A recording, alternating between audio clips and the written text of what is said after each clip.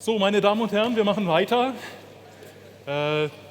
Herzlich willkommen hier persönlich, auch im Stream, zu unserem dritten Zirkel. Ich habe eine Lehrveranstaltung an der LMU gehabt, die fing freitags morgens um 8 an. Offensichtlich aus Selektionsgründen, um die Motivierten zu bekommen. Und denen habe ich immer gesagt, ich bin so stolz auf Sie. Und ich sage jetzt hiermit, ich bin so stolz auf Sie, dass Sie hier sind und trotz des guten Wetters und der widrigen Zeitumstände gesagt haben, das hören wir uns an. My name, I'm shifting to English because we will be doing this in English.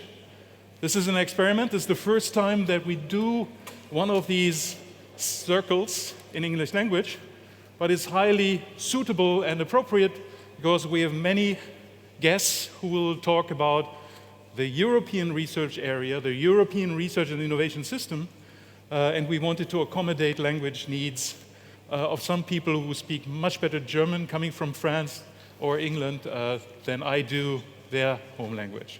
So thank you for that, thank you for being here. My name is Dietmar Harhoff, I'm an innovation researcher, I'm a member and chairperson of the Commission of Experts for Research and Innovation. We are 6 people, so I refuse to accept the responsibility that Carsten Knob gave me for about everything that EFI writes, and there are 3 men and 3 women. I'm just saying that to the ones who are counting right now on Twitter. Okay? We will discuss the European dimension of science, research, and innovation. I said that already. And this is a pretty complex field.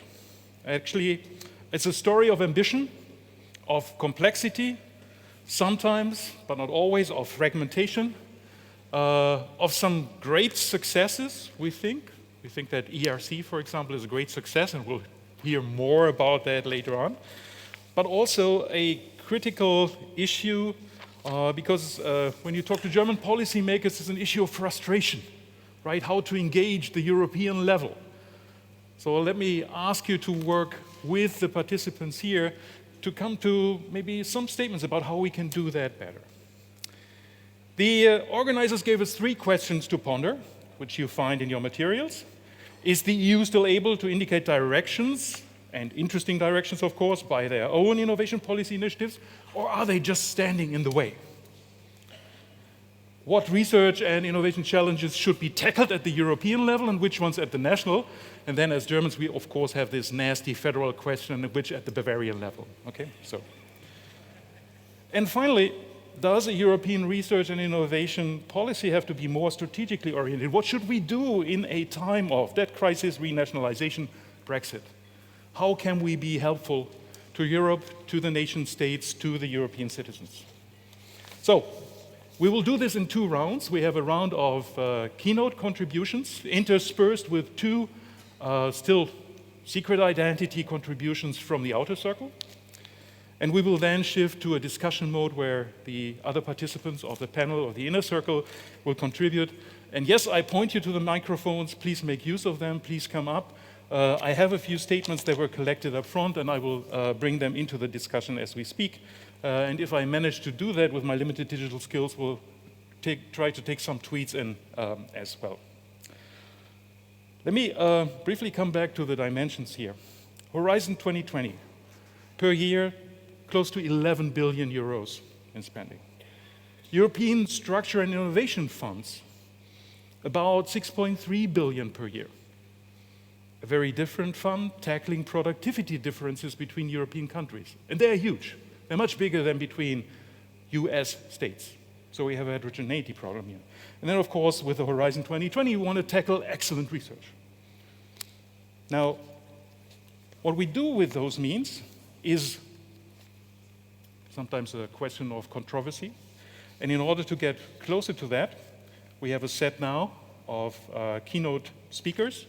And I would like to ask right now our first speaker, Robert Jan Smeets, Director General at the European Center for Political Strategy, and of course Till March, Director General for Research and Innovation at the European Union. Mr. Smeets, we're awaiting your keynote.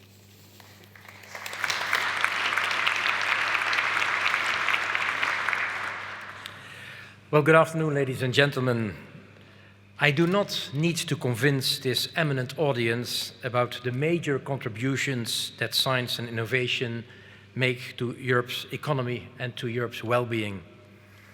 But for those of you who are not yet convinced, a killer figure. About 2/3 of Europe's growth over the last decades has been driven by research and innovation. Europe is a scientific powerhouse. With only 7% of the world population, we generate 1/3 of the world's knowledge. Europe is leading with its top scientific publications over the US, and I'm proud that the European Research Council has played an instrumental role in boosting Europe's scientific excellence. Europe's economy is employing more researchers than the United States and China. So yes, I am very impressed by Europe's performance from a scientific point of view. However, if you look at things from the innovation angle, the situation looks slightly different, notably if you look at innovation driven by digital technologies. As we all know, innovation today is not what it was, say, 10 to 15 years ago. The rise of digitalization has transformed innovation dynamics, accelerating the pace and depth of the disruptive effects of innovation and transforming complete industries. This pace of change is likely to speed up even further as we enter a new wave of innovation whereby the digital technologies increasingly meet the physical world. Europe seems to have been missing out on this, and notably on disruptive innovation.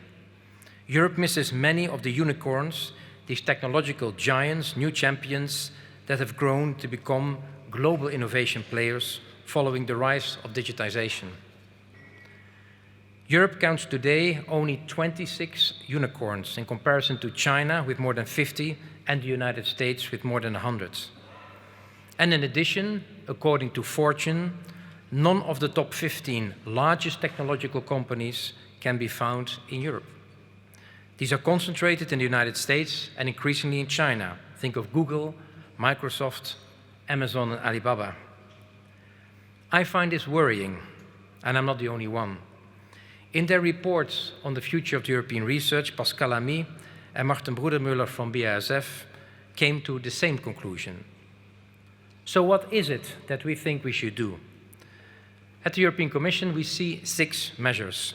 First of all, to step up our investments at regional, national, and European level. Currently, Europe invests much less in R&D than its main competitors and trade partners. With an R&D intensity of about 2%, Europe lags significantly behind the United States, Japan, and Korea. And last year, China bypassed Europe with regard to investments in the field of science and innovation. Business R&D intensity is in particular very low in Europe. It's only half of that in the United States and 1/3 of South Korea and Japan.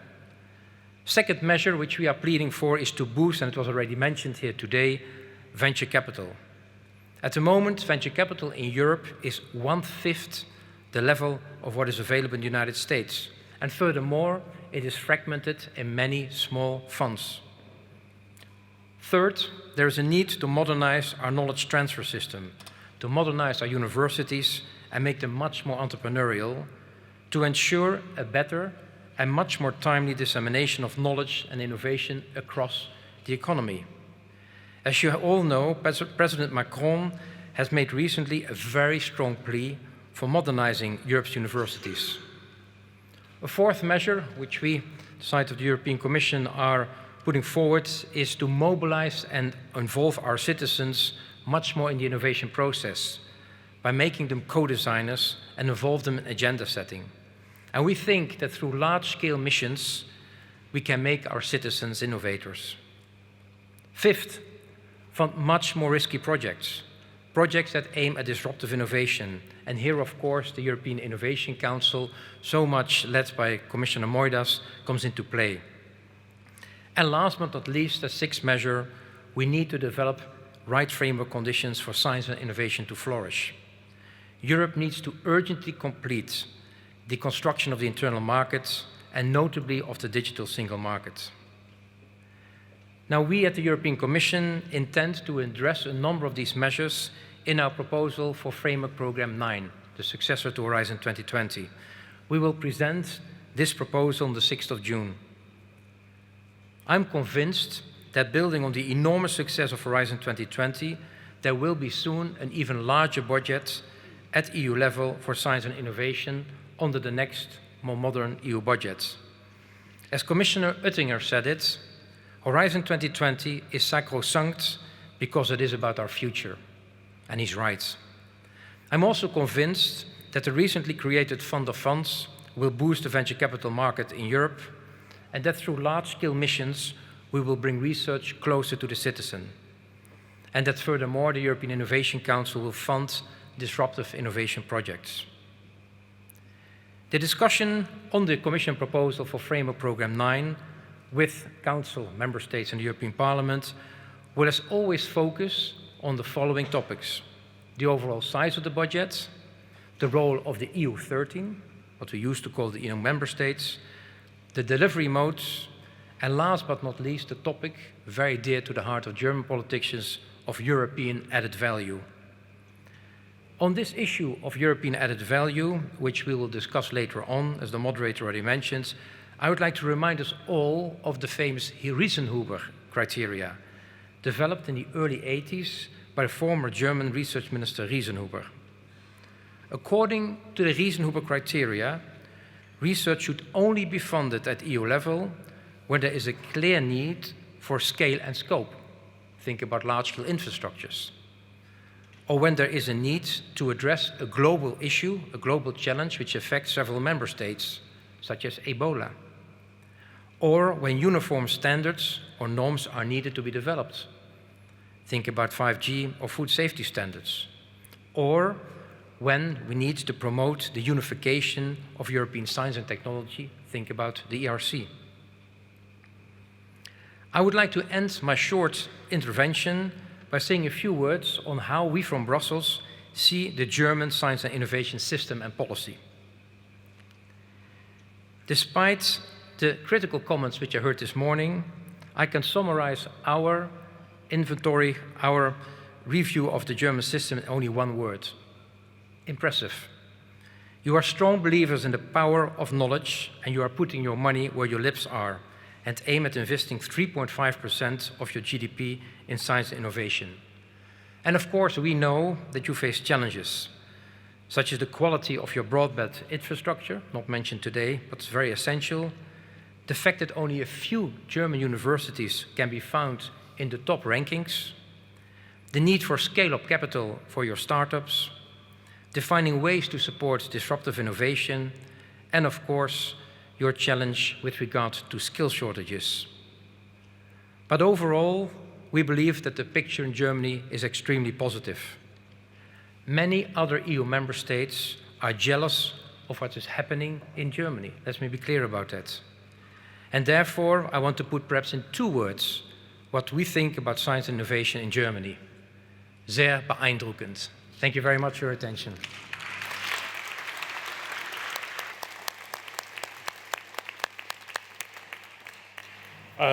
Thank you very, very much, Mr. Smeets, for also praising us, but at the same time putting into this charming package a dose of encouragement for future improvement, which we all would very much like to see. Now, I told you already that we received when we prepared these rounds from several contributors, prospective contributors, statements, and we have selected two of these, which will be interspersed in this first round of keynotes. And the first speaker from the outer circle is Professor Indra Spika Genant-Dörmann. She is a professor of law at the University of Frankfurt. And I asked her to come here and give her statement. And if we could have some applause for her as well, that would be just fun.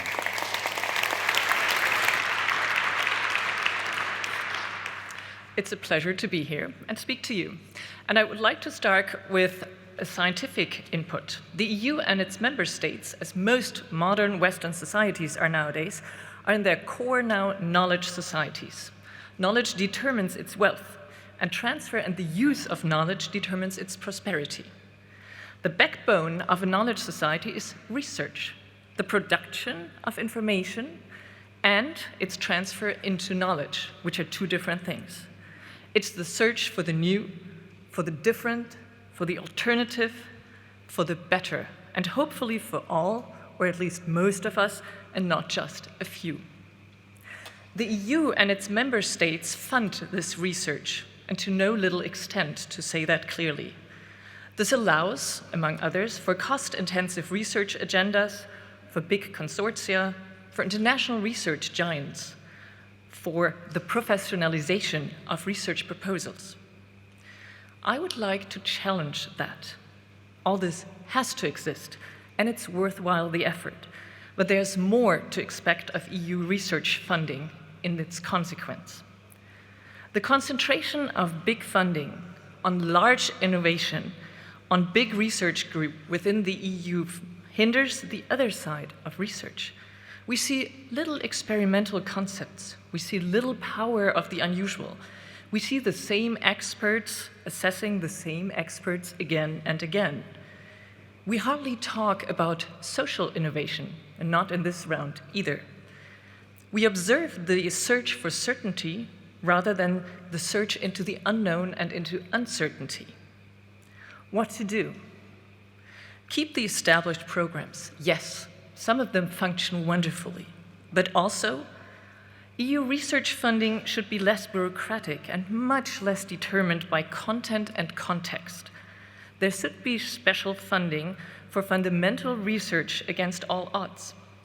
There should be, in all fields, complementary to standard fashions in science, thus opening a space for truly new thoughts and true innovation.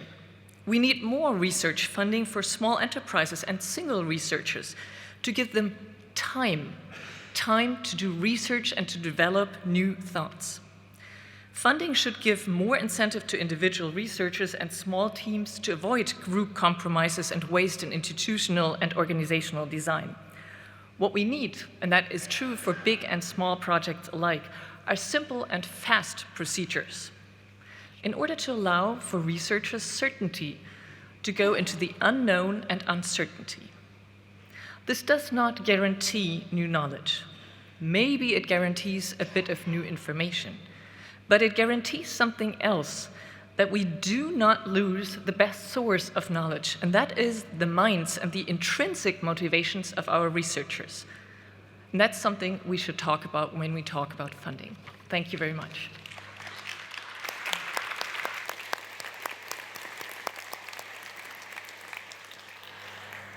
Thank you very much for this thought-provoking statement. And let us continue in our sequence of keynote speakers. Our next speaker is Professor Jean-Pierre Bourguignon. Since 2014, he is the president of the European Research Council, and he'll speak to us now. And I gave some advanced praise, which is frequently done in Germany. We do it full-heartedly to this institution, and we may want to hear about the secret of success and further development. Thank you so much. So it's a great honor for me to address this summit today. This is always an important event in the research calendar. Germany accounts for around 30% of all the research expenditures in the 28 EU countries. So even in a normal year, the decisions you make in this country resonate far beyond Germany. But as you know, this year's summit is likely to have even more resonance. One reason making it exceptional is the fact that in just 2 weeks' time, on the 2nd of May, the European Commission will announce its proposal for the next long-term EU budget for the period 2021-2027.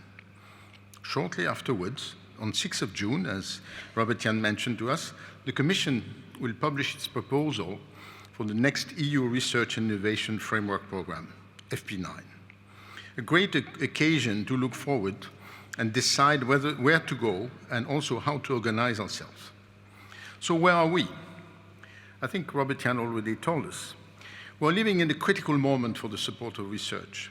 Latest figures show that between 2012 and 2016, the EU research intensity, public and private, has fluctuated around 2% of GDP. That is more or less stagnated. This remains well below the corresponding ratios recorded in 2015 in Japan, United States, South Korea, and Israel. Israel is, at the moment, almost leading the world with 4.3% investment.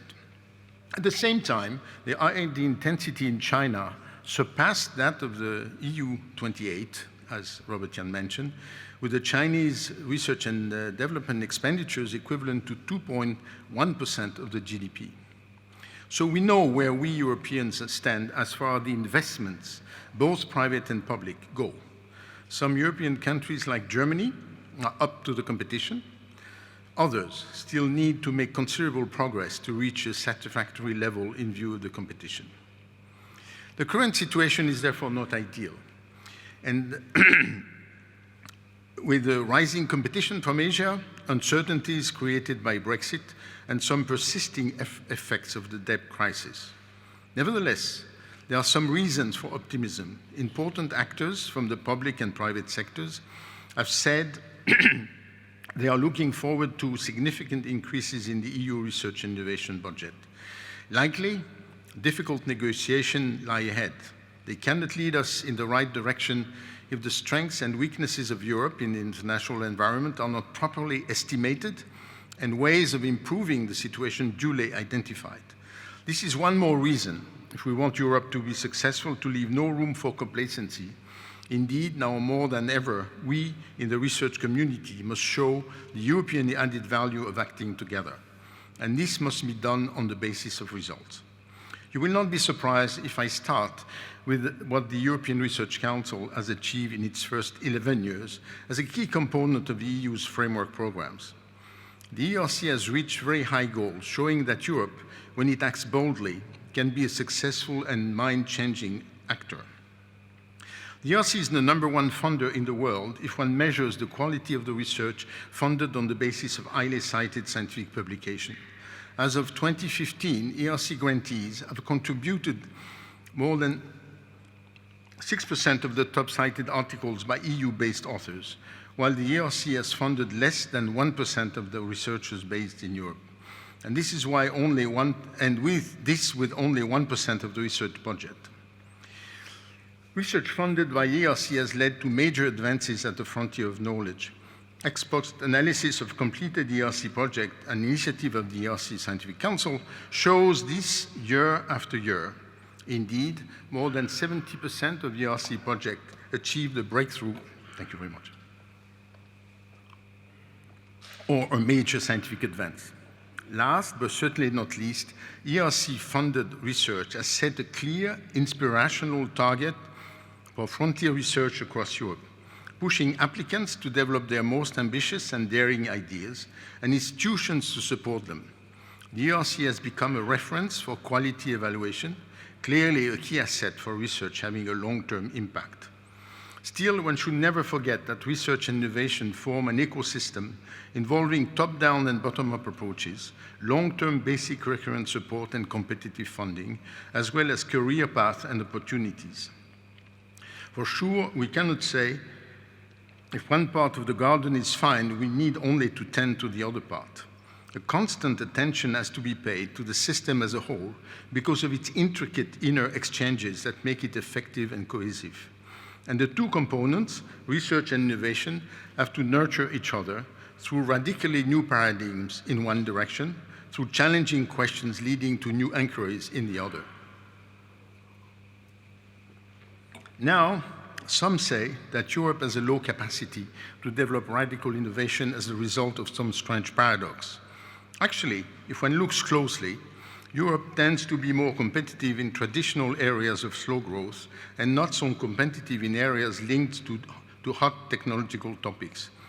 This is confirmed by a recent analysis considering 14 fast-evolving technological topics from among a large number of research fields, by their high citation rates and current technological importance. The US has far outperformed the EU on the former, especially if the UK was not included. Could this mean that the top-down strategic planning in place in so many countries in Europe is not nurtured in the right way by the truly paradigm change developed by researchers and entrepreneurs at their own initiative? In my opinion, some thought should be put in that, as too many countries have put too much weight on the top-down approach and not placed enough trust in the scientific community. This ecosystem is indeed multi-layered and depends critically on actions taken also at the national level as well as in the private sector. And we should not think of it as only a relationship between the national and the EU level. We also need to consider the whole range of cross-border links that exist in our globalized world. Science is highly integrated at the global level, but even when we consider close-to-market innovation, then the links are also clear. It is very rare that an entirely new technology is brought to market in one step.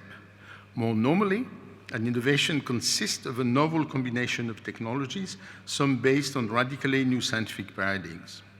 Or a breakthrough, example in material sciences, allows a new wave of incremental innovations to existing technologies and new combinations of them. Think of smartphones or autonomous vehicles. And nearly always, these different technologies will have been developed at different times in many different locations across the world. So a successful national or EU-wide innovation system will be one that is best integrated into the global research and innovation system. The level of support to research and innovation given at EU level is presently only about 10% of the total public spending in Europe. Hence, the duty of all of us who have responsibilities at European and national levels to find optimal combination of strategies, each taking advantage of the available respective means of action. The EU provides a wonderful platform only if its programs are deemed fit for these purposes, and the scientific community must make its voice heard to help achieve that. The ERC represents a clear example of added value at European level. By running pan-European calls for proposals, it challenges researchers and institutions across Europe to give their best, to better organize themselves, and to push the frontiers.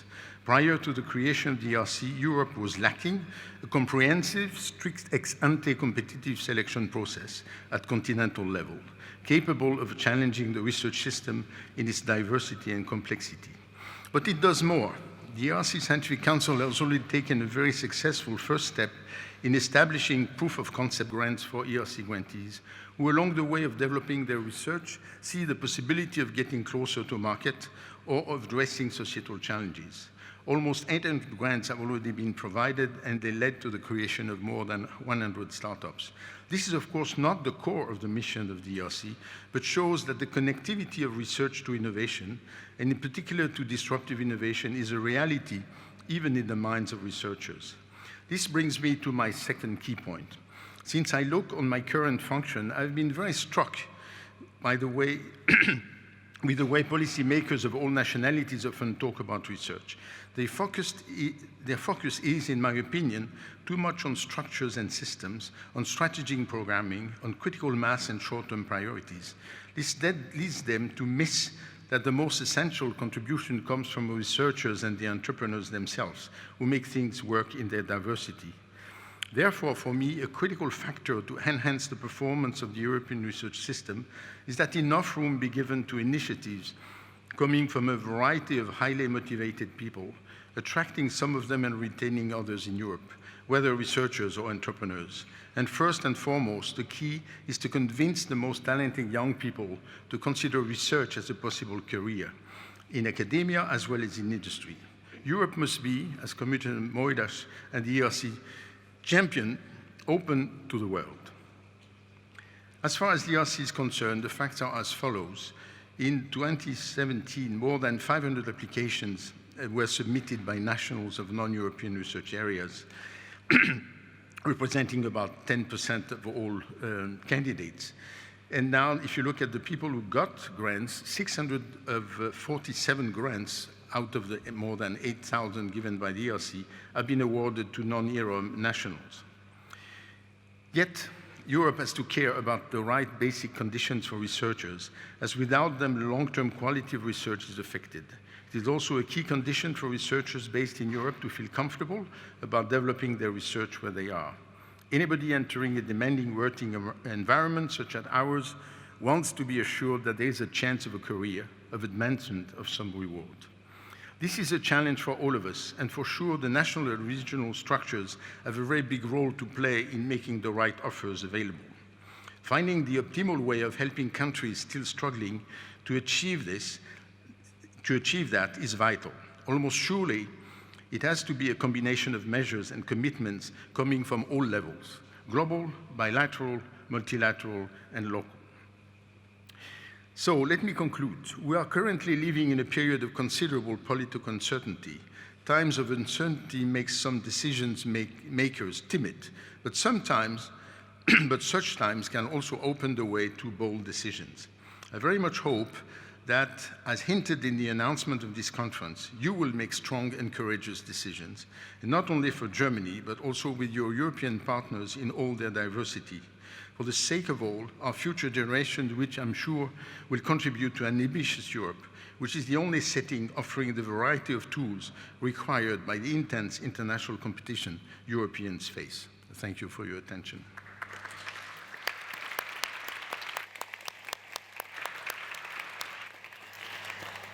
Thank you, Professor Bourguignon, and thank you for also appealing to us to use a period of uncertainty to come up with bold initiatives and not sort of go in the other direction. Let me now invite our second speaker from the outer circle, Professor Oliver Günther, who is a professor and president at the University of Potsdam, to give us his view of the European issues we're talking about. Professor Günther.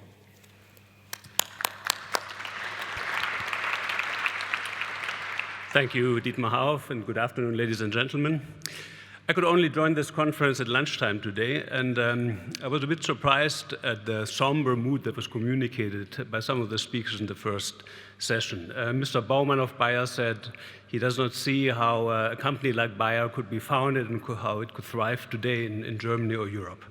Mr. Eckert said publicly funded research is essentially useless and a waste of money. Well, it's not only because I'm a university president and because I'm a convinced European that I dare to disagree. I think we've come a long way. I think there's still a lot to do, but I think the direction in which we're going in Germany and Europe is the right one. I think a company like Bayer could come up today out of the existing startup ecosystem. I do think publicly funded research is a very good source also of income, even for a company like Eckert & Ziegler. I used to own some of their stock. It was a very good investment, and I think a lot of their products are based on basic research. So I think we are on a good trajectory. And if you look outside here, and if you look at the startup scene that we have here in Berlin and Potsdam, but also overall in Europe, it's wonderful, and we will see many successful companies coming out of this ecosystem. Even today, when we look at the revenue that's being generated by university startups in the Berlin-Brandenburg area, we're looking at an annual revenue of 1.6 billion euros every year. That's almost exactly the annual budget of the Berlin-Brandenburg University. So even though there's no direct correlation, of course, it shows you that we're not completely on the wrong track.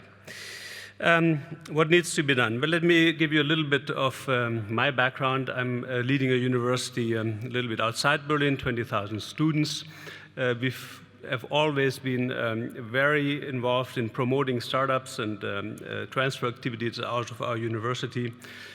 We have about 40 to 50 companies coming out of the University of Potsdam every year. Of course, not all of them survive, but some of them are already quite successful in contributing to the general welfare, by the way, not only in some areas we're strong in, computer science and health sciences, also in some other areas like law or humanities. That brought us to a kind of position among the top 5 to 10 universities in terms of technology transfer activities. We're proud of that, and it helps us in our political communication. We invest a lot in talent scouts. We have special people who go to the professors, to the young researchers to check what they're working on and to see which of these ideas would possibly be suited for a startup, because we know the old idea of technology transfer, some ideas are being developed in some university, and somebody picks them up, somebody else picks them up and turns them into a product that does not really work. The best way to do technology transfer is to have the same people developing ideas, getting some funding, and then moving into the private sector, and that's what we try to push. We cooperate very closely with city and state government, very important in Germany. Essential, I would say. We founded a development company together with the city to help startups thrive, to provide space for the startups, and this kind of partnership between politics and research is, I think, also an essential factor. We cooperate, of course, also very closely with the VC scene to help our young researchers to find funding early on. What does that leave for the EU or for large public funding agencies? I think what was quoted before by, I think it was Mr. Smits, who quoted Mr. Riesenhuber, that scale and scope is something where we need this kind of public support. We need public support at the national level. We have wonderful agencies like the DFG, the Deutsche Forschungsgemeinschaft. We have ERC. These organizations are extremely important also for the startup sector. It's not only DARPA that we're missing. When I was a PhD student in the US 30 years ago, some of my funding was DARPA, some of my funding came from DARPA. There was also a lot of bureaucracy. There was also a lot of small-scale thinking. It's not that, and that was in Silicon Valley, by the way, in Berkeley. And it's not that this was all paradise. I think what the Americans maybe do different is the numbers game. Lots and lots of startups are being funded, and there's a big funnel where ideas come in, are being promoted by private investors, partly also by the government, and that kind of numbers game is what we have to play here in Europe as well, because it's impossible to predict early on what's really going to make it. I mean, when I first heard about Facebook, I don't know when it was, 8 years ago, I thought, who could have such a stupid idea, right? Who needs that? And we need to be more courageous in funding lots of unusual ideas, and then luck or serendipity, as the Americans call it, will do the job. So I'm optimistic, and I'm looking forward to the continuation of this discussion. Thank you very much.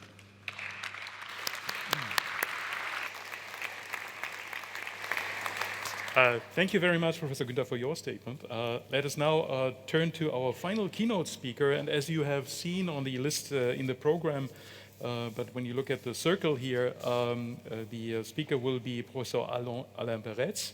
Unfortunately, Minister Frédérique Vidal had to cancel her participation due to the current developments at the universities in France. But we are delighted to have you, Alain. Alain is Director General for Research and Innovation at the Ministry of Higher Education.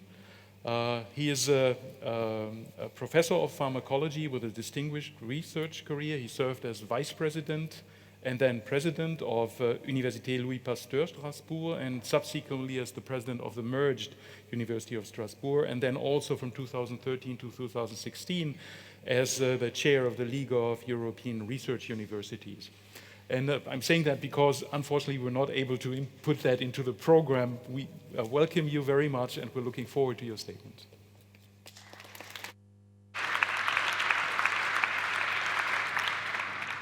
Thank you so much. I just want to go on and apologize my minister, Professor Frédérique Vidal.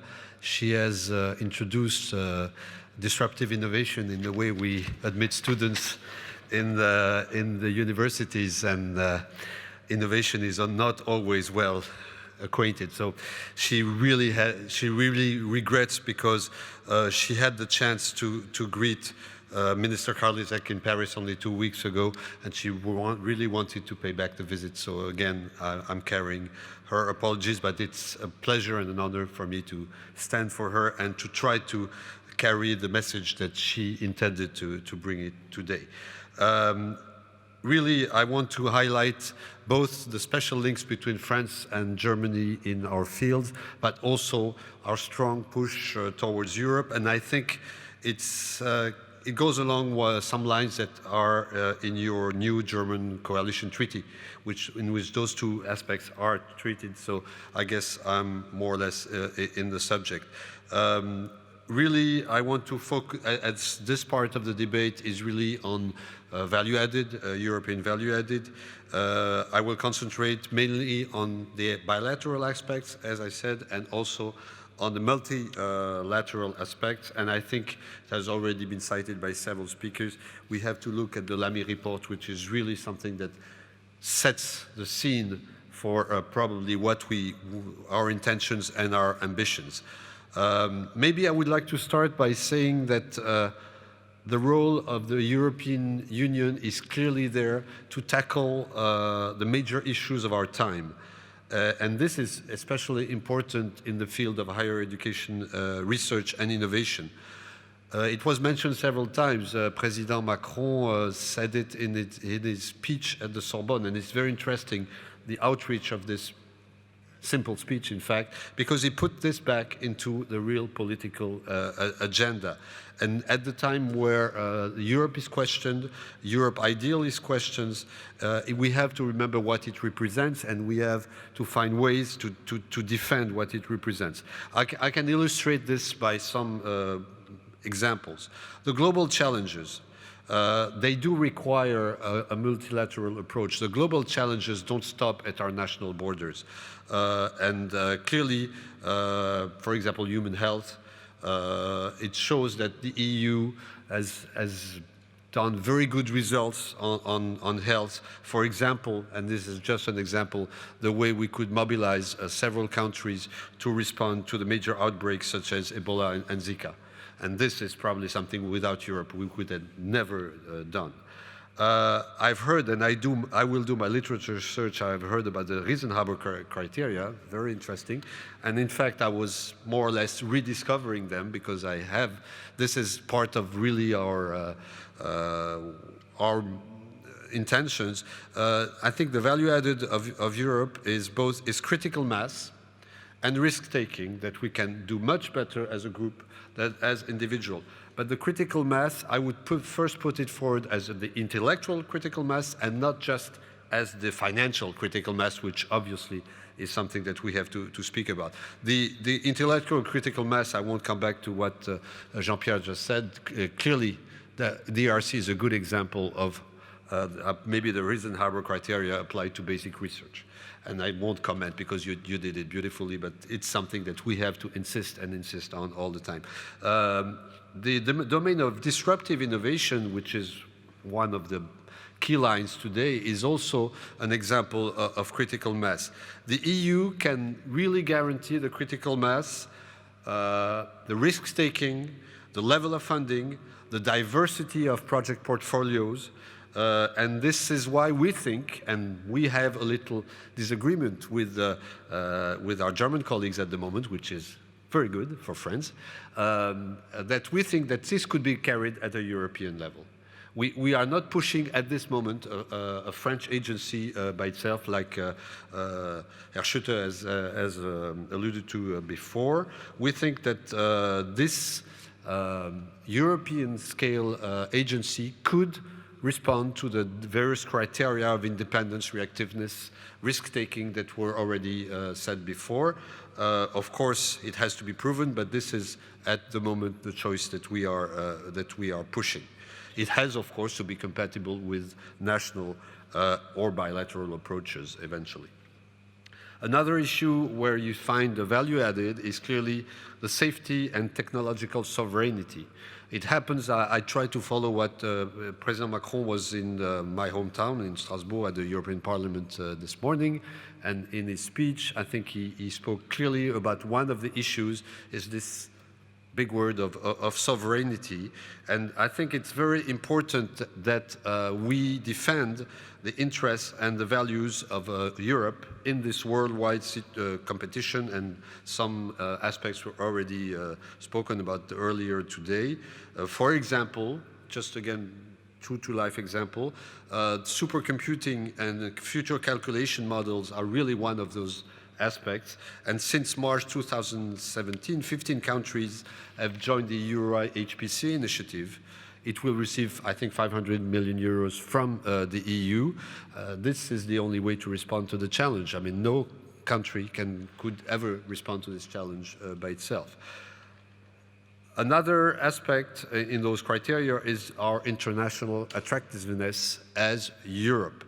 It is in the center of Carlos Moedas' strategy of the 3 O's.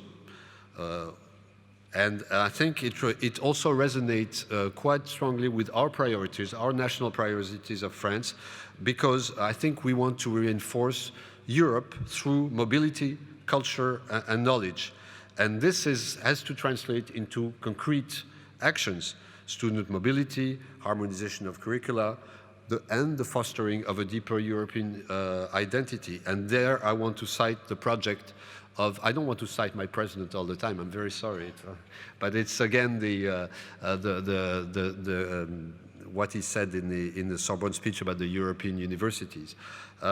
They should really be built on excellence, they should be built on quality, but at the same time a true geographical balance, and involve at the end universities for all member states. They should reinforce, as I said, international attractiveness, visibility of a higher education institution. How could they do this? They can do this by developing common programs, joint programs of education, but also, and I want to insist on this because it's a university, programs of research and innovation. It's not just education. It's a global strategy. And maybe a word of vocabulary. They are not just networks. I think if we want to succeed, networks we have plenty of them already.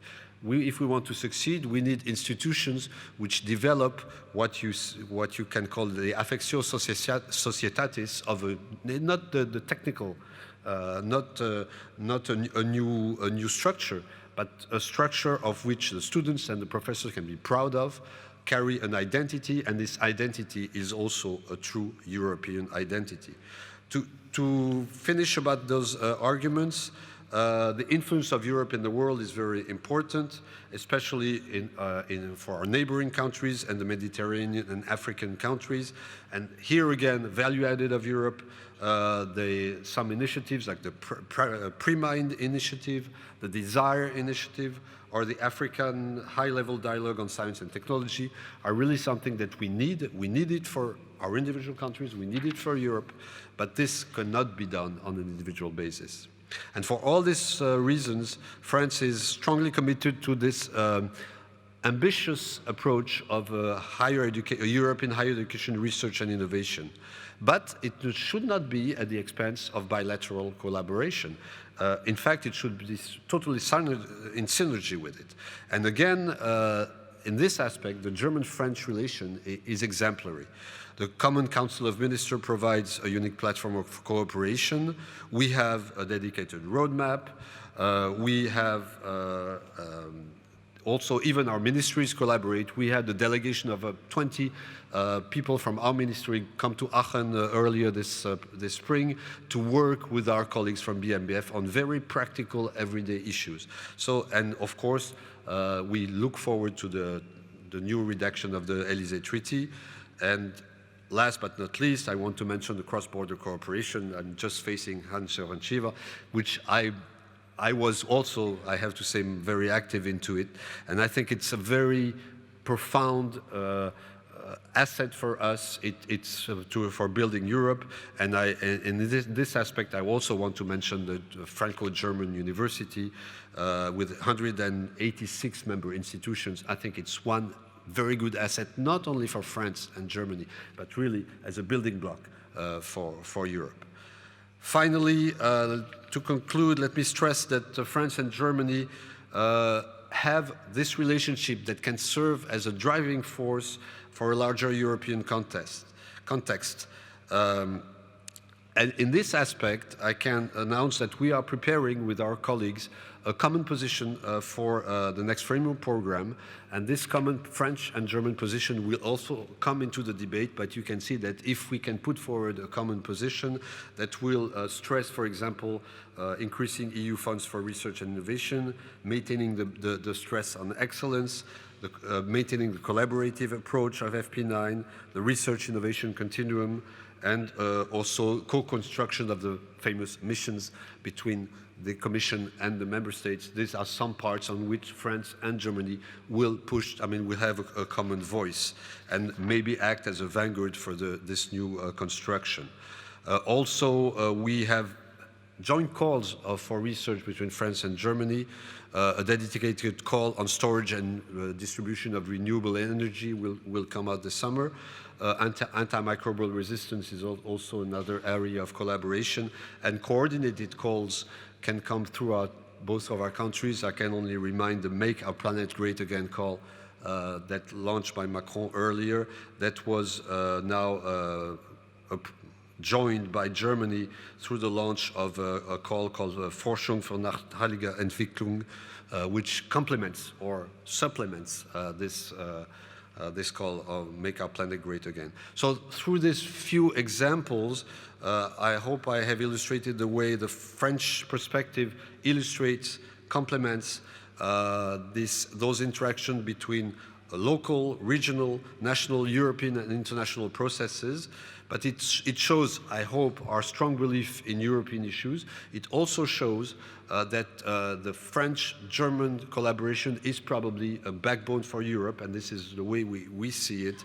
This is why I look forward to our next meeting, which will be the Franco-German Research Summit here in Berlin on the 19th of June, and this probably will illustrate some of the principles I spoke very briefly today.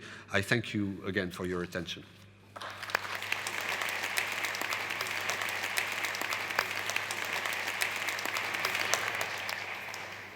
Thanks a lot for this lively statement, and thanks for catching me. I had lied before. I had told you that there are 3 levels that we have to look at: the European, in Germany the federal, and then the state level. But then there's also, of course, bilateral collaboration, which sometimes is viewed in a little bit of a skeptical way in Brussels. But as you put it, it is sort of the backbone of European relationships, and so it's meant to be constructive, and in that sense I think we have to design it.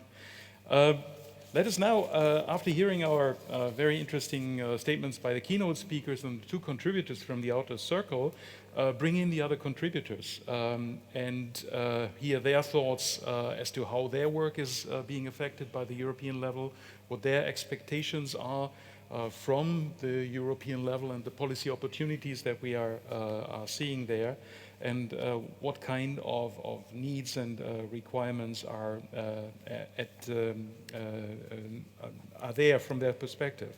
And we'll do this in 3-minute statements, so this is not quite as rapid fire as Jan Viada initiated this morning. But given that the clock is ticking and some of you have travel constraints, I ask you all to stick to that and to let us know, how does Europe affect you? What is your sort of statement, your impetus? What would you like to be transferred to Brussels, but also to the national policymakers with respect to Brussels? And we'll start with Peter Guse, who is at Bosch, more specifically at Robert Bosch Startup GmbH. We heard about the importance of startups already. The floor is yours. Thank you. Innovation, especially radical innovation, as the Inner Circle 2 talked about, in the fields of like mobility and healthcare and agriculture.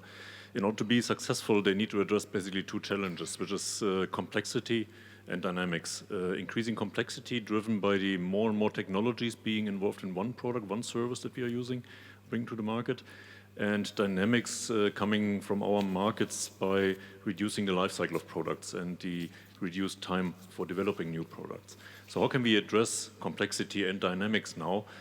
Well, complexity, and I think Europe has great assets there. Complexity needs to be addressed by cooperation of multi-domain experts, because nowadays products cannot be designed by one genius alone anymore. That's long gone. We need cooperation of experts from different domains, and we don't find these experts in one place anymore, not in one company anymore, maybe not even in one country anymore. So we need cooperation across companies, between companies and the research sector, and across countries.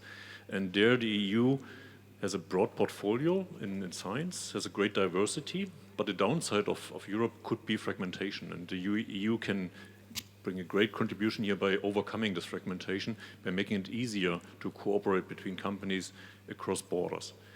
And then dynamics is easily addressed by speed. Well, in order to run fast, you actually need space to run. So when we translate it to innovation, in order to speed up innovation, you obviously need some freedom. And freedom comes in different aspects there. I would say it's physics, it's physical freedom, it's space. So like universities providing space to young startups where they can grow and don't have to care about finding the space themselves. So garages are not overrated, actually. They can be in a basement, of course, but the space is necessary. So space, culture, this is about education. So make people aware of technology and the importance of technology and make them more acceptant for technology. And finally, processes and regulations, of course. So especially startups in the early stages, they don't have the resources to deal with all these regulations. So along with all regulations that come along, like data, and I don't disagree that they are necessary. We need regulations, we need order in a state to rely on.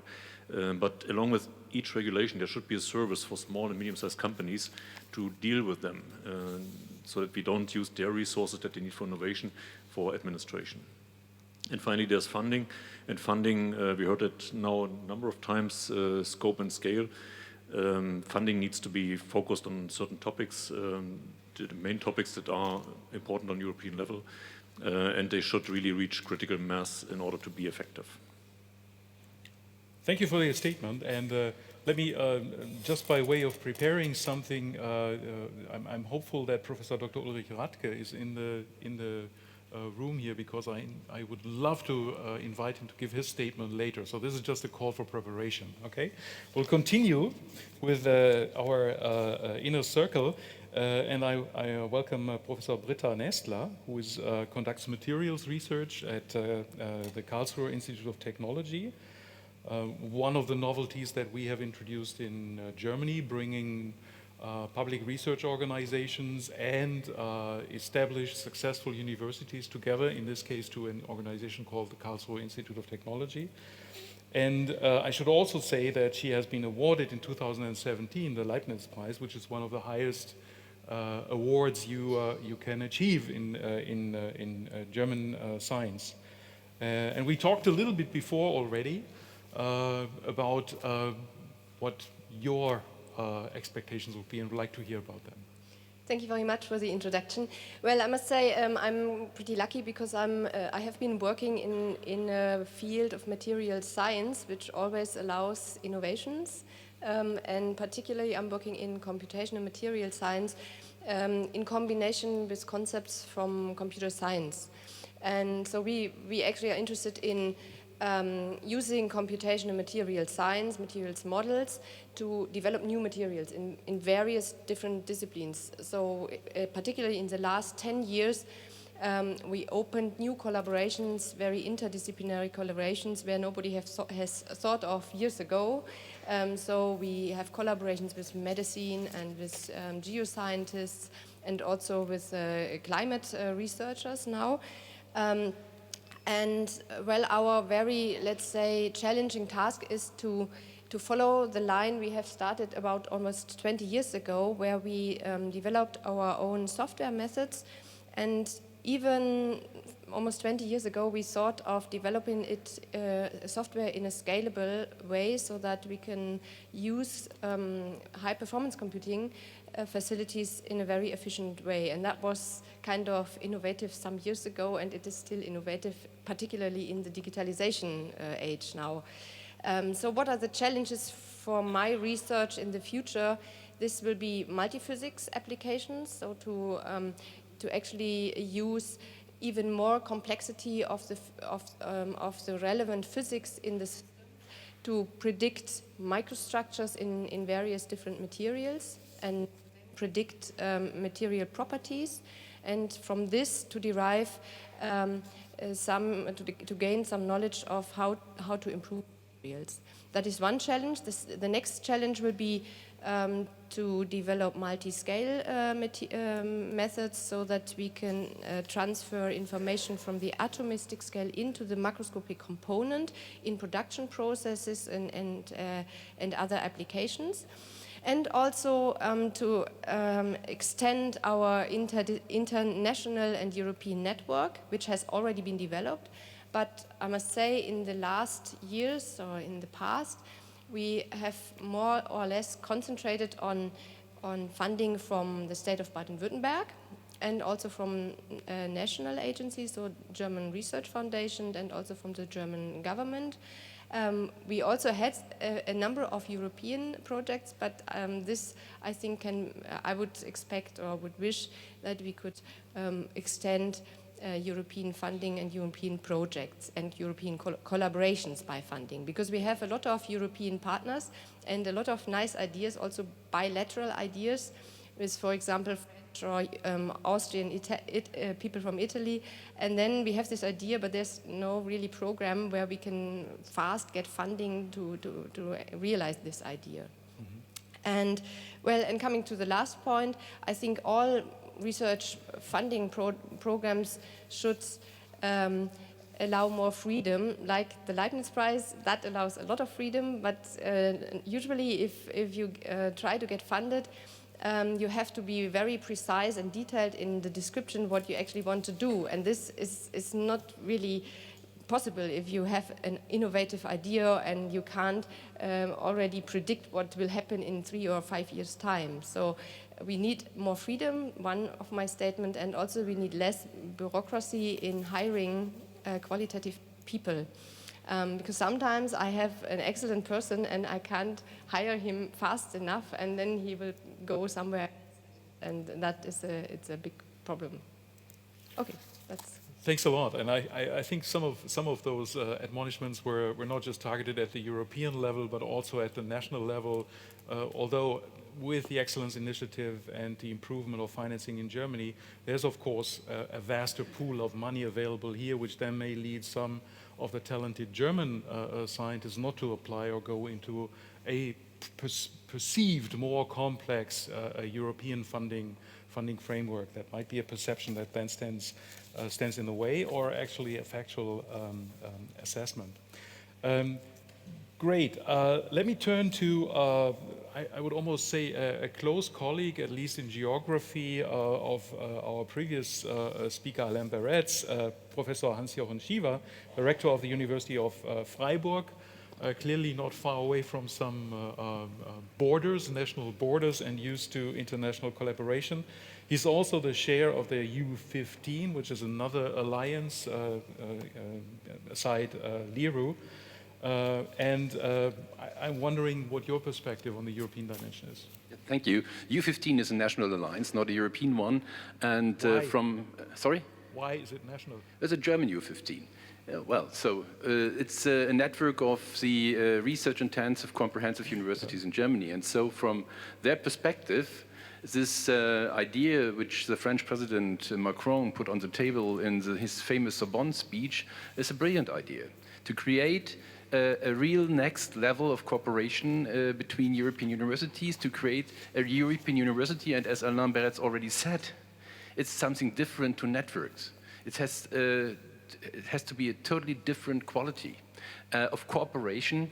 And imagine that those European universities, whether thematic or regional or type of universities or same types combining, that such universities are going to educate the next generation of young European leaders, that we combine our forces in research cross-border, and bringing us making us as competitive as possible to our competitors in Asia and North America. And imagine the deal flow for innovation which come out of those alliances, and that's something really which would push research, innovation, and education to a new European level within the next decade. But then we have to reach a real different level of quality. And if you see what's now going on, I really appreciate the speed with which the idea of Macron was introduced in the Brussels discussion. But so far, it's only based on one DG, so it's based in the DG Education and Culture. So this is a DG which deals with the Erasmus program. But we do go along the whole knowledge cycle. We have to promote this idea of European universities in all key areas. It's education, it's research, and it's innovation. And of course, only when we combine all the three key issues, then we can really create European universities. And that means that we do need a kind of disruptive approach from the Brussels DGs to really bring up an overarching format where we combine resources from the DG Education and Culture, from research and innovation, from the structural funds, to really make it great, this idea. Scope and scale, which were already mentioned. So it must be something different from what we already have in place. And then this idea will fly. And so far, I'm a bit afraid that a large idea started as an eagle and will land as a boiled hen. And that would be terrific. And so, of course, it is not a project. If you start to build up complementary infrastructures, if you start to have joint professorships, this is not a project with a beginning and an end. And so we need a strong commitment from all member states to then sustainably funding such new European universities. Because if you would stop after a decade or even less, then it would be a great damage if you have started to jointly go forward with infrastructures, professors, and such things. But we have also looked to the added value. It's not in itself a value. You have to produce added values in education, research, and innovation. Great appeal. I think it was directed at the two gentlemen just beside you, and we'll come back to it to see whether they would put their support behind it, because it sounds like a great plan, and maybe we should revive it as an eagle and let it fly again. Let me come back to the circle before we do that and turn to Dr. Özlem Tureci. She is a scientist, she is a startup founder of Ganymed, she is a leader of a Spitzencluster, so she's involved in many aspects, spheres of the science and innovation system, and you also have made close contact with the European dimension, I take it. Yes, indeed I have. They are among those organizations which brought us to the place where we are as a Spitzencluster, so and an innovation hub in Mainz. What can I contribute beyond those very exciting and interesting contributions which were already made here?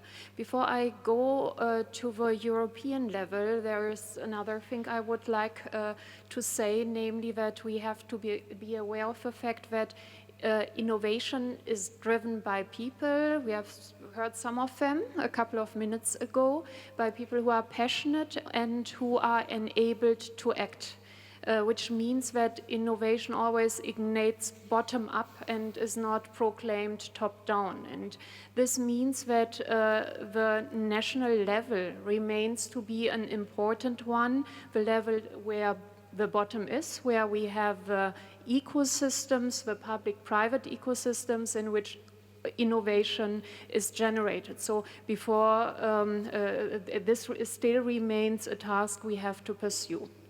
With regard to the European level, there are two aspects I would like to contribute. I think the European level, which is an excellent platform, will and can add further value.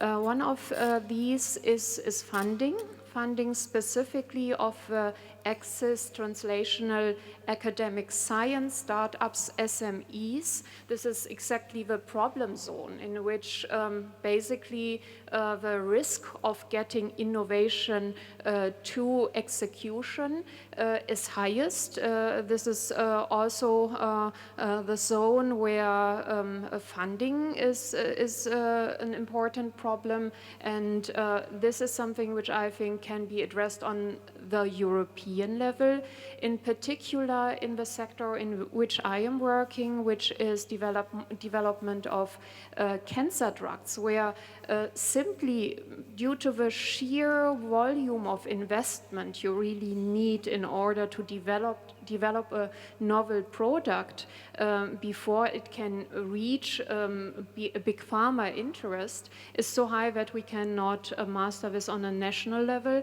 and this means we need European scale agencies, and what we also need is a system which in a smart way restores our private equity market and our venture capital market on the European level.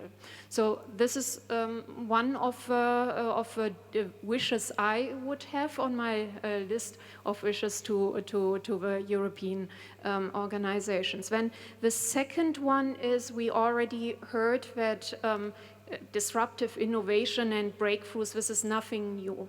However, historically, what is very different in our contemporary times is that we see this explosion of innovations and disruptions in interconnected areas and sectors, which are very diverse. And from my sector, for example, this means if we want to develop the precision and personalized drugs and medicines of the future, we need manufacturing facilities which are innovative, which are miniaturized, which are parallelized, which rely on automation and digitization, and none of this is in place. These areas evolve in their own pace, and this would be a very important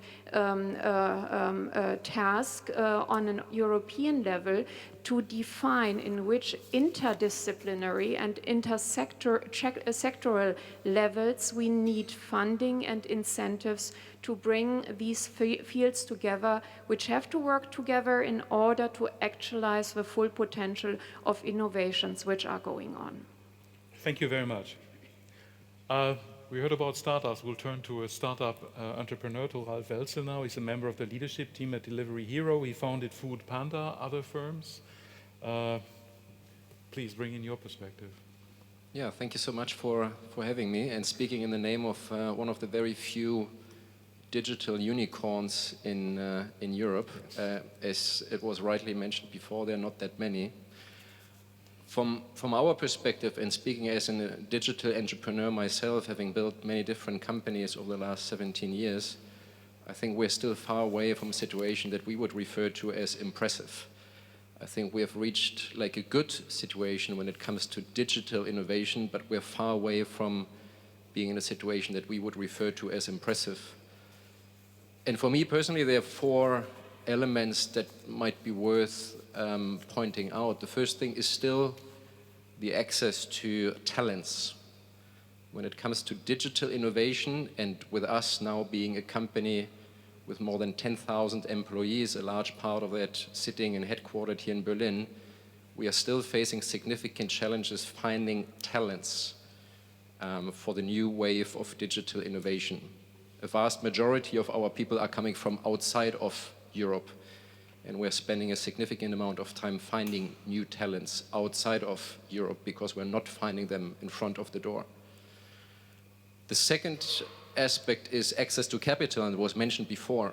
While we have resolved that situation for ourselves as we recently brought the company public, we had to spend an overproportional amount of our time, of our management's energy in finding capital, traveling the world, whereas like Chinese or US counterparts are finding it in front of their door. We had to spend significant amount of man-months or man-years on finding capital, and 90% of our capital base is non-European, even though we are a Frankfurt-listed company. The third point has to do a little bit with recognition and also reputation. I think we as entrepreneurs, and having been like, again, one of the very few digital unicorns in Europe, we're getting invited by the government in Pakistan, we're getting invited by the new government in Argentina to speak about our experiences. But like an invitation to speak to, let's say, European representatives, especially as there's so few digital unicorns in Europe, is still outstanding. We would like to shape, we would like to influence, but again, we're more invited by, let's say, governments of basically countries outside of Europe than being approached to get into a dialogue with us, speaking about the experience and how difficult it has been to build like a European unicorn. But last but not least, I think the most important point, also if we look into the future and if we take it as a more constructive approach, is what will shape the digital innovation in the future. And the digital innovation of the future will be shaped by everything that is happening around artificial intelligence. Artificial intelligence will impact digital revolution and digital evolution more than anything else in the past, and that in an exponential way. And also the Chinese government has made that one of the 3 main principles of the next year's agenda, to focus on the development of artificial intelligence. And what needs artificial intelligence? Artificial intelligence needs, as one of the main resources, data. Data is the new petrol of the digital innovation. So if we speak about innovation, if we speak about keeping track with what's happening outside of Europe, we need to speak about data. And while we are not advocating for abusing digital data for political use, we still need a more streamlined, a more consistent, a more agile, and a more liberal way of how we should look into data. And that needs to be a European response and a European answer as well. Otherwise, and I think the Chinese efforts of working around digital data and artificial intelligence, which is one of the areas where they're not copying, where they're creating things themselves, they're coming at a faster speed and in a more powerful way than we could ever imagine. So I think there's also a certain urgency around finding a framework for how to deal with data on a European level. Thank you very much.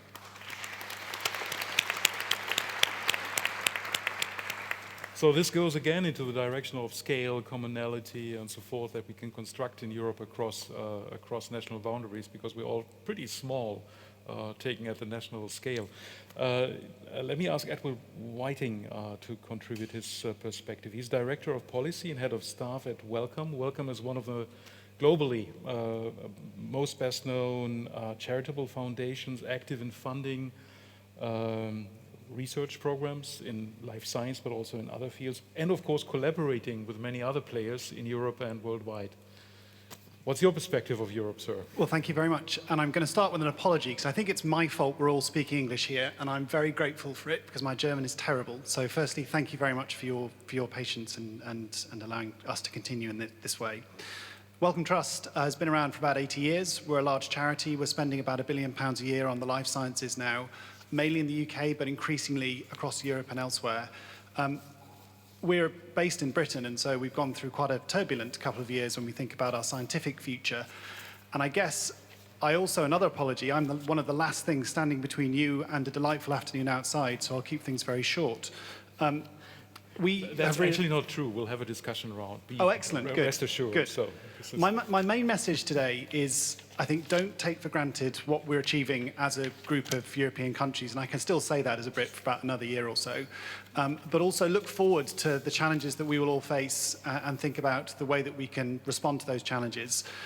We did a little exercise over the last few months with the Royal Society in the UK and then a wide range of organisations, over 200 across Europe, looking at both Brexit and also what it means for the framework programmes and beyond, and published a short report which I'm happy to give out and refer to online.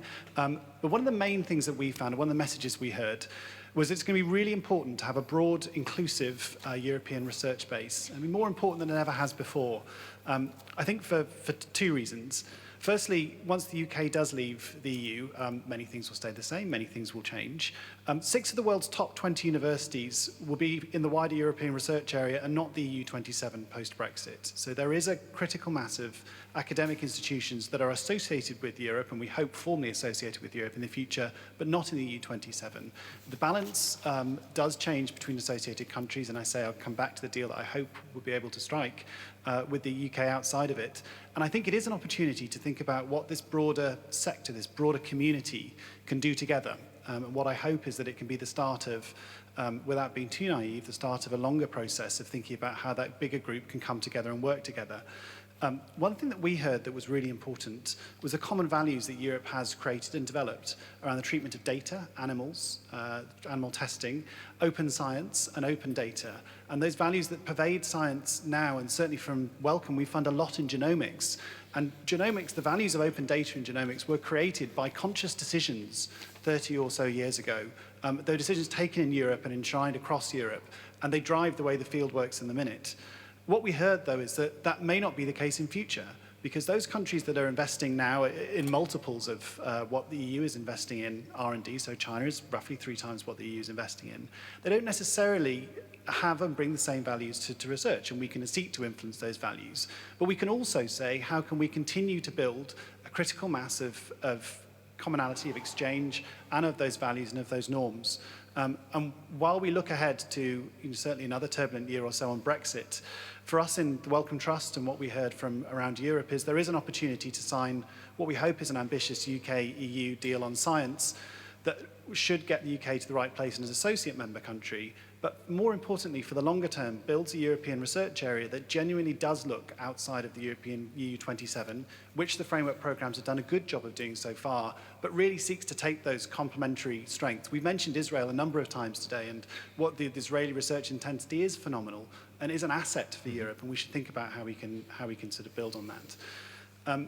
When we think about those exam questions of what those pan-European capabilities really are, we shouldn't forget about knowledge and excellence. It would be so difficult to recreate and rebuild the European Research Council, to redo what the ERC has done. It took enormous political courage to make it happen, and we need to shout for it. And I speak from a country where we haven't been very good at shouting for those benefits, and look where we are now. So we must continue to do that. The other thing that I think we can do is look at policy and look at common policy and how common policy can create conditions for scale of innovation. Look at how, for instance, common cohorts of patients for clinical trials are sometimes only possible on a European basis rather than a national basis. Look at how we can combine national industrial interests with international science. And I think so far we sometimes don't really make the most of those two things. Great science is very often, if not always, truly international. Industrial interests are national, often, and we need to be honest about those common capabilities, but also recognize if you're producing anything complicated, it usually involves some fabrication in more than one country, normally sort of 5 or 6 countries, so you need some form of cooperation. And I think we could possibly do a better job of recognizing those different starting points, as we have done throughout today, and continue to build a system that recognizes those. The last thing I say is on challenges and missions, and a lot has been said today, so I won't repeat that. We're looking at, in Wellcome, at how we can do, and again, it won't be DARPA-like funding, but it'll take that sort of risk approach and say, well, how can you encourage risk-taking in a way that is sort of constructive and creates breakthroughs and makes the biggest value for science? And one of the things we've realized is you should look at each funding mode and respect what's good about each funding mode. Excellent response mode science and knowledge and hypothesis-driven science needs strong peer review and needs a strong sense of saying, what is that excellence and how do we recognize and reward that excellence? Sometimes when you're looking at breakthrough science and you're looking at a high failure rate potentially, you may take away some of those elements of peer review and say, we're going to trust your hypothesis. We're going to allow you to have a go at whatever it is you're doing. But to do that, you need to loosen some of those constraints, and you need to take a sort of a portfolio approach to the way that you're doing your funding, so that with that risk funding, you can say a lot will fail, but those that succeed will be enormously exciting. And I think what we're learning within the Wellcome Trust and talking about certainly with the British government too, is saying better respect each of those modes. Don't see each in competition to one another. You need knowledge, hypothesis-driven basic knowledge to drive scientific creation and also incremental and breakthrough progress, but you probably need some risk-driven science too. And you need something that loosens those constraints in a managed way. And you also need then those big challenges that draw the world together and says, well, how do we bring together those capabilities we have around as diverse a scientific community as we have in Europe to solve a big challenge, like plastic pollution, like how we use artificial intelligence in the community. There are plenty of challenges that can both inspire and communicate to society. And the very final point, I think I will only just echo and repeat what everyone else has said. We are a living proof of what happens if you do not communicate the benefits. We need to keep on looking at how we communicate what scientific funding is delivering and make sure that is a core part of how we all talk about Europe in the future. And I do include how Britain talks about Europe in the future, because I hope that we can associate and be part of it. Yeah. I think you brought up many points. The organizers are, by the way, nervous that you all reach your planes and trains and so forth. So let me bring a few things back together, but it will take a few more minutes to do that. Because I don't want to send you home without a sort of a little bit, or at least an attempt at some conclusion and closure. I think you made the point very clearly that we may be already pretty good at science, and you made some good points what needs to be done further to include, for example, Britain in the science space, but whatever framework we have several to choose from, and I think on all sides that is a very good thing. I think we heard from our French colleagues that there is a great willingness to sort of engage in at the bi-national level to sort of build core relationships that then can be extended to the European level and would be very helpful for Europe as a whole. I think we heard the need for the innovation part of this path from science to innovation. You have mastered it very successfully, but we'd love to see more success stories like yours, of course, in Europe. We'd love to see, by the way, more companies who have the kinds of problems that you are describing here of collecting talent and bringing that to turn it in a positive way. What I've heard is also the need for more commonality. I think that came through in your point, and ERC has provided that. So it probably falls under the Riesenhuber rules that we have heard about and that we cherish so much in this country. Commonality in the research area, in the common market, in data access, in data markets, but also in regulatory scale. And I promised you one statement from Ulrich Radke, whom I will not ask to stand up now. I will just tell you what it is. He said the common market of the EU with 511 million citizens permits to upscale initiatives in the field of innovation and industrial policy.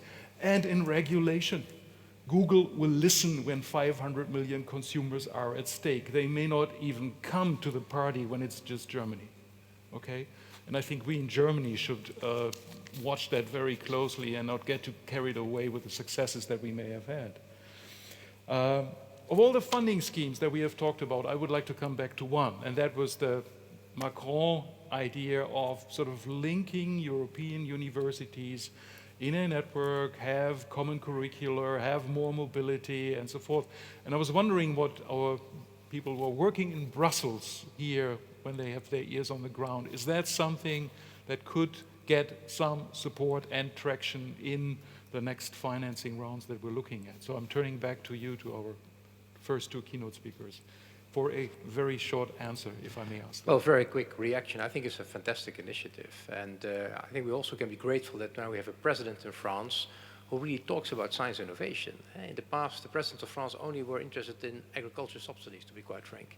And now we have one who's passionate about science innovation, who's passionate about universities. And I think it's just amazing. It's very impressive. And by letting our universities join forces, we can really upgrade their excellence and their impact on our society, as you already mentioned. So I'm a very strong supporter of this initiative. Whether it should lead to new institutions is another question. You can also take this in a different way, but bringing the best of our universities together, going to smart specialization, and having students go from one country to another and to be exposed to different cultures, I think is just a fantastic initiative. So big support from our side, and don't worry, we are working with the different directors general to make sure that this becomes a reality. Professor Bourguignon? Thank you. Actually, you quoted me here during the short presentation in the beginning of the day on the effort by the European Research Council to really work on interdisciplinary research, because we do feel that one of the things which has not been, of course, was not the spirit of ERC to start with, was really to create this so-called synergy program. The first attempt was not very successful for the reason that it was so oversubscribed that it was not working. But really, at the level of the Scientific Council of ERC, we are very committed to have these joint initiatives by researchers in the small numbers, because we don't want to have huge things. And therefore, we really feel that getting researchers together to organize some things on a very challenging scientific problem is definitely something we want to do. My final word maybe will be on something which nobody has addressed very directly, which is the fact that altogether Europe is an aging continent. Of course, there are others like Japan, but I think this is something we have to keep in mind. And you said you have difficulty finding collaborators, and typically I'm sure you're looking for young collaborators. In the case of ERC, you know, we have all the people working in the teams, and 1/3 of them are coming from outside Europe, and many of them from Asia or other continent. And so I think Europe needs to be welcoming young people coming from everywhere with their talents. And actually, this is really one reason why Europe has to propose a very attractive environment. Thank you very much. I think we can leave it at that particular plea. Europe seems to have a great future, but we need to work a little bit on it. I conclude this particular task. Please give everybody here a round of applause. And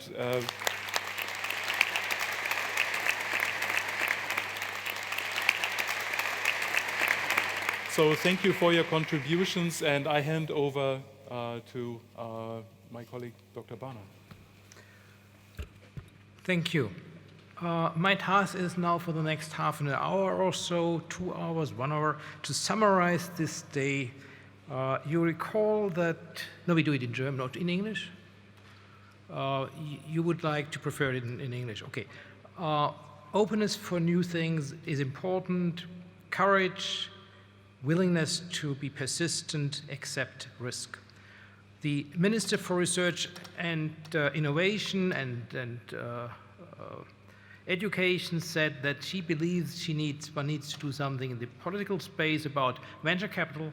3% to 3.5% has the percentage of research expenditure in terms of GDP to increase. She says they want to go for a change of the Grundgesetz, where she wants to get the education financing through the federal institutions into it.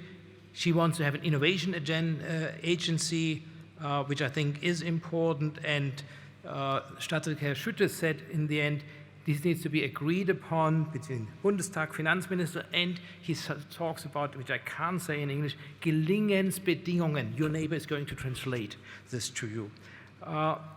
Gelingensbedingungen zu schaffen, this won't be easy. The importance in Germany to be better in networking, in building better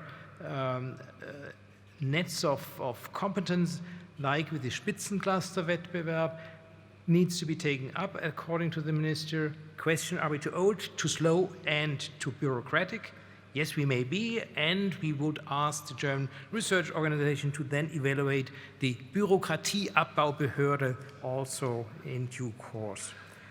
We talked about the paradoxon of trying to support radical innovation through a funding agency, which in itself is a contradiction. And we talked about the value of basic or fundamental research. Just one point, because it's close to my heart. The Stifterverband was founded in order that companies can support, and it did want to support 100 years ago, the basic science in Germany. So there was never ever the idea of industry not to take advantage of basic research. It's true for your organization, your company, it's true for most companies. I know of no drug which has been developed without basic research in many areas have been done before. So this is just to make the point that I think our colleague who talked about the unimportance of basic research for companies may not have been entirely correct. Secondly, I won't report Circle 3, you summarize it, and our short-term memory is pretty good, so won't do that. But what I want to do is to say, when Alexander von Humboldt came back from his trip to South America, he shared openly all results of research with his peers. He shared botanical things he brought back, stones, whatever he had, in order to make sure that science can continue. And this exchange of information, the exchange of opinions, I think is so vital. And what we saw today was that this group of people from science, from industry, from the political area, they were able to talk to each other. They were able to exchange their views. And I think that is the most important aspect, or one of the most important aspects of this meeting. And it really was impressive to see in the early morning, through all breaks, people were talking to one another. I think that it's wonderful. And therefore, thank you that you came to this meeting, that you made this meeting a success. Many key people of German science, from German companies, from universities, from external university institutions have been here. So thanks to all of you for making this possible. I would also like to thank all those who spoke today. to those who participated in inner circles, outer circles, extended circles, and gave impulses or gave a speech. I would like to thank the companies who supported this meeting and this Forschungsgipfel, and I would like to thank the Leopoldina on the one hand, the Expertenkommission für Forschung und Innovation on the other, and the colleagues from the Stifterverband, thirdly, for their support of this. And finally, let me do something which is extremely close to my heart. As you know, these meetings with always increasing numbers, and we had the difficulty on not being able to allow everybody to join this meeting who wanted, this is a lot of tedious work. And what I would like to do is to say thank you to Mr. Steenke, who does it, and to Frau Bühre, who has been the project manager from the Stifterverband. So thank you so much, Frau Bühre.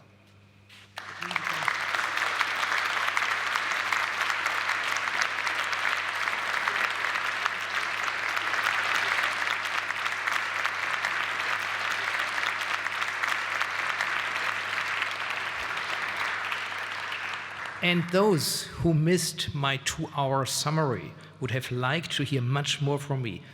Take the internet, take the homepage of Forschungsgipfel. Tomorrow there will be many quotes and a lot of information available. Thank you so much.